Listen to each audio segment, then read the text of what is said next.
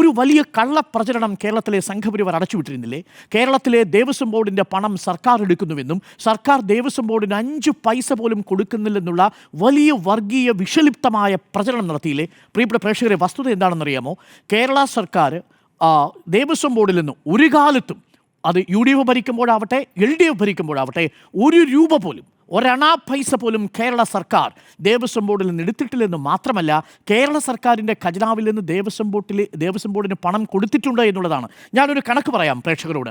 ഈ കോവിഡ് കാലത്ത് അന്ന് ശമ്പളം കൊടുക്കാൻ ദേവസ്വം ബോർഡ് ബുദ്ധിമുട്ടിയിരുന്നൊരു കാലമുണ്ടായിരുന്നു. കാര്യം ക്ഷേത്രങ്ങളിൽ വരുമാനം നിലച്ചു.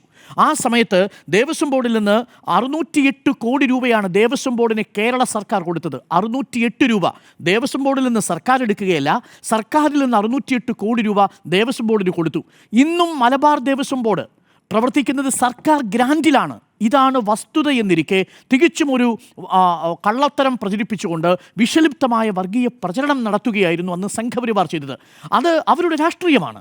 അപ്പോൾ എൻ്റെ ചോദ്യം ഇതാണ്: പമ്പാ സംഗമത്തെ എതിർക്കാത്ത, ശബരിമലയുടെ മാസ്റ്റർ പ്ലാനിന് വേണ്ടിയിട്ടുള്ള ഒരു ഭക്തസംഗമം സംഘടിപ്പിക്കുമ്പോൾ അതിൽ ആർക്കാണിത്ര വൈഷമ്യം?